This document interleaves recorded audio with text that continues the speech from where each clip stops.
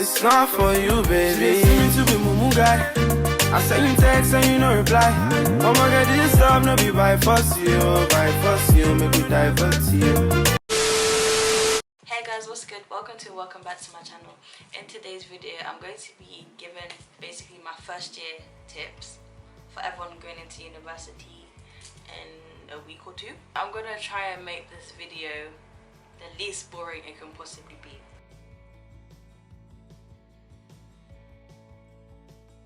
The first social advice I would give is to not stick to the first group of friends you make. It's a bit hypocritical for me because I actually have the same group of friends that I had at the very beginning, but I would say don't think that you don't need to speak to anybody else just because you've made that group, because you never know what's going to happen. So you might as well just talk to everybody, and then in the end you can get a feel of who are your people and who are not. The second advice I would give is to be friendly to your flatmates. So even if you feel like you're not going to chill with them, you're not going to see them, it's better to be friendly with them so you don't feel awkward in your flat.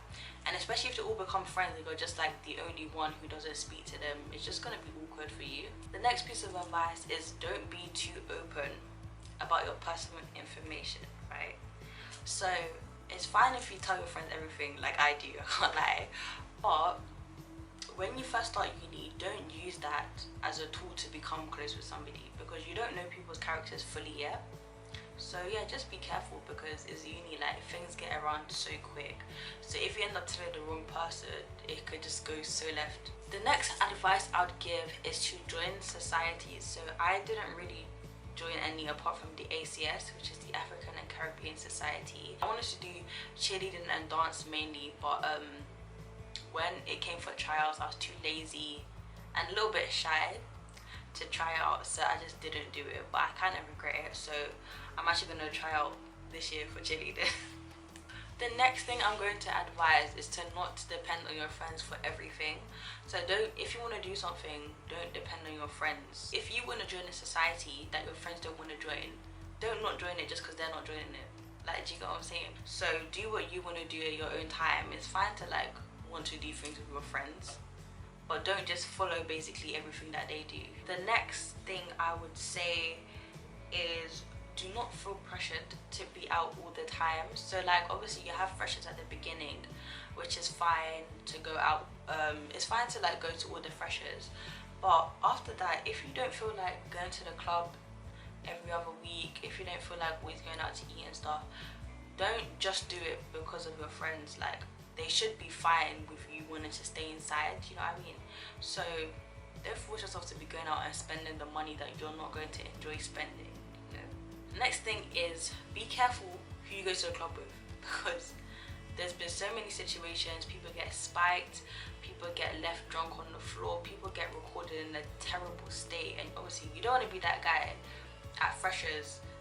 A video of you getting drunk off your head is going everywhere. I don't think anybody wants that. So just, I don't know, try to keep an eye out for the type of like characters, and then hopefully that will help you not pick the wrong people to be in a mess with, I guess. Hopefully you know your limit though. And the next thing I would advise is, please, you got a boyfriend and you're talking to somebody, don't prioritize them over your friend, because obviously not everybody is the same. But typically, boys in uni, right, first year, they're not going to want to settle down and be in a relationship. So don't now choose him over your friends that's going to have you, hopefully, for life. Another thing I would advise is to always take situations with a pinch of salt. So never jump to what somebody has told you about a situation if it has to do with you. There's always two sides of the story, cool. And also, you never know what that person's input in that was. Like, if you don't want to speak to them, don't speak to them, but don't always just start like a big issue over little things. Think twice before you make decisions. There's decisions I have made that I did not think twice about, and I'm regretting them low-key, like looking back. And you don't want to regret stuff in uni, and you don't want people to always know something of you as well. So just be careful, because things get around. Another thing I would advise is to not get overly involved in drama which is not yours. I know this sounds like it's common sense. Obviously a lot of people, this is the first time they're living with their friend friends. I went to boarding school, so I have like a similar experience for uni already, but it's like the first time you live with your friends, you feel like you're closer with them because you see them way more. When a situation happens, you might be quicker to jump to their defense, which is fine because I'm kind of that sort of friend in some situations, but then you need to think about it carefully, like, is this actually worth it? If you jump in and then the person you're beefing turns all the attention to you and your friend doesn't back it, like, you just kind of look stupid. If you want to back your friend, that's fine, but don't go overboard with it. Okay, the next thing is try not to be too affected by rumors. So like I said like 4 times, stuff do you get around in uni, right? You can't go and tell everybody that has heard the rumor what is true and what's not. So there's actually no point stressing over it. Like, I know it's easier said than done, but just think about it as, I know that this is not true, or like I know the real like situation behind it. The people I love or the people I'm close with know the situation behind it, so what's actually next? The next thing I would say is to be spontaneous with your friends. So it's always fun to like look back and think like, how did we end up doing this when we were just going to do this? You know what I mean? And it's just always fun to have like these little uni like stories, because when second year hits, apparently that's not a piece of cake. So you want to like have memories. I would say join group chats, because that's how I made my friends before I went into uni. So by the time I went in, I already had like a group of friends, and it just made it easier, and it just brought my anxiety down, and they were actually still my friends to this day. So yeah, expand on your skills. So if you're good at hair, start hair. If you do nails, start like a little nail business. If you do lashes, start a little lash business that you get. That's one of the most likely places to be getting like a lot of customers and grow your thing. The last tip I have for social advice: try and keep your room as private as possible. That is something I've had to learn the hard way. From my room was mostly where me and my friends chilled, which was fine, but it just got to a point, we made more friends and they just started taking advantage of like my room space and my personal space. You know, when it gets to a point, it's kind of hard to just cut off like access to your room. So I would say from the beginning, kind of set boundaries and be clear about what you want in your room, what you don't. I have just 2 club tips if you do want to go to the club. This is mainly for Essex. Pre-book your cabs to and from the club, because in Essex, cabs are so hard to get. And the next thing is to pre-drink. Pre-drinks kind of saves money, because shots in the club or cups in the clubs, they just tend to be more expensive than if you and your friends contribute and buy one. And then also it just prevents any situations like getting spiked.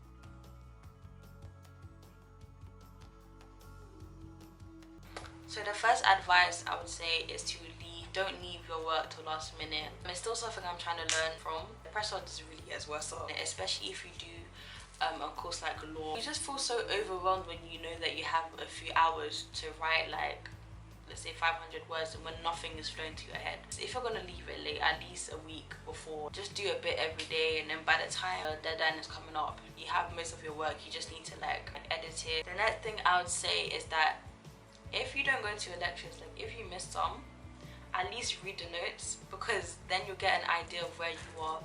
You don't want to be in week 32 and you think you're in week 5. Just make sure at least you skim the notes, or you at least know the topic that you've just learned that week or that day. And the last advice I would have is to not miss your MCQs. I don't know if every uni has this, but in my uni you get multiple choice questions set every tutorial, is it every week, something like that, and it just contributes towards your grades. So for me, each module my MCQ was worth 20%, and I missed a lot of them. Like, I would actually try and remember, but I just didn't. So I would just say, even if it's 20%, even if it's 5%, just do it.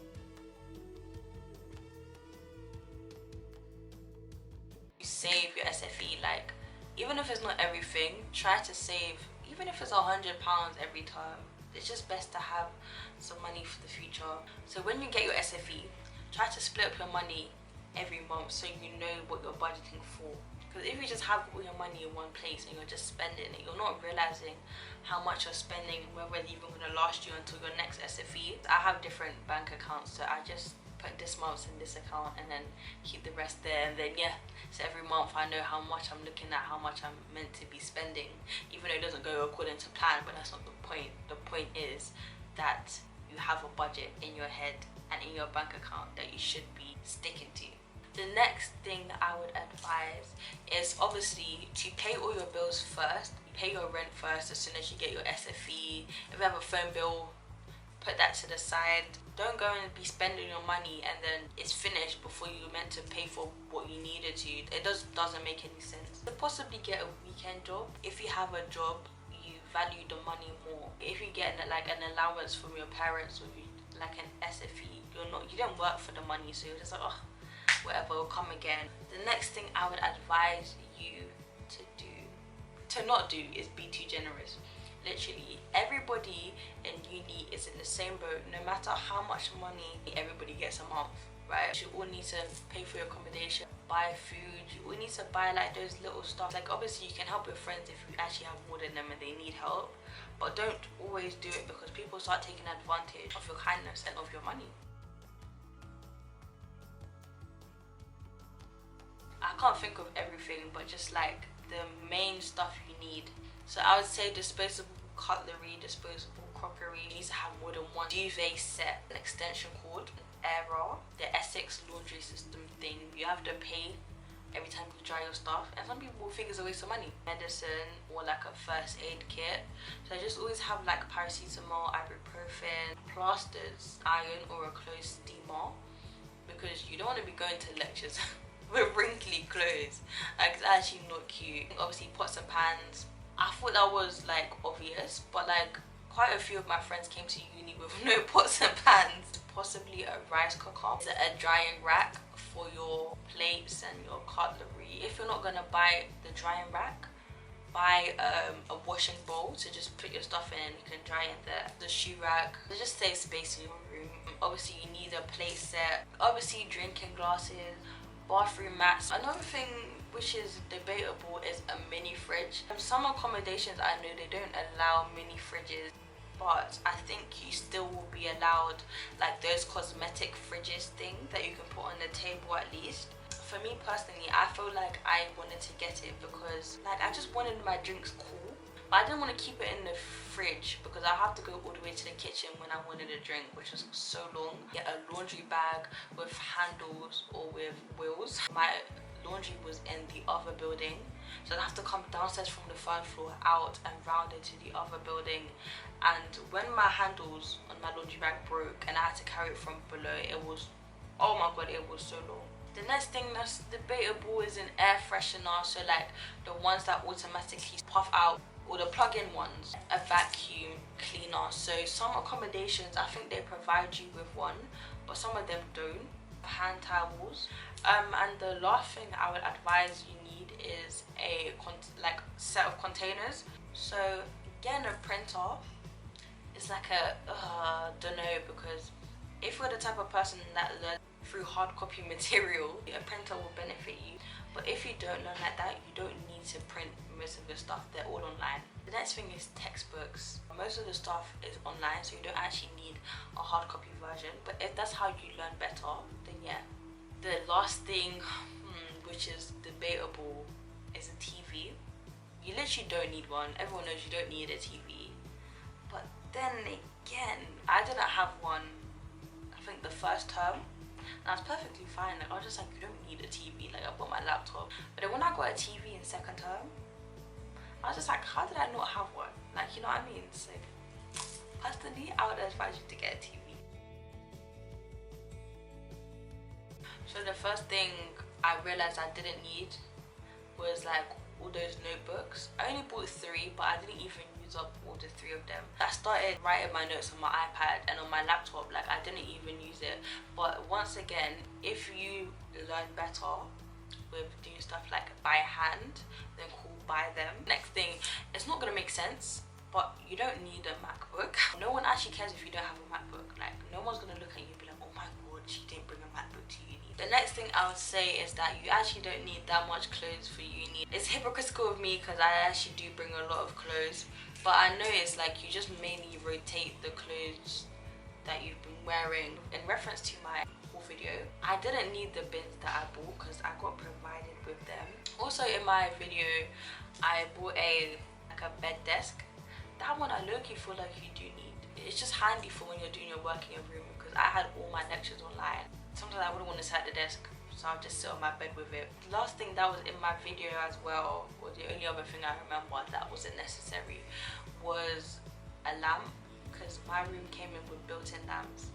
And I also bought LED lights and a Galaxy Star projector, so literally my lamp was not, I did not use it once.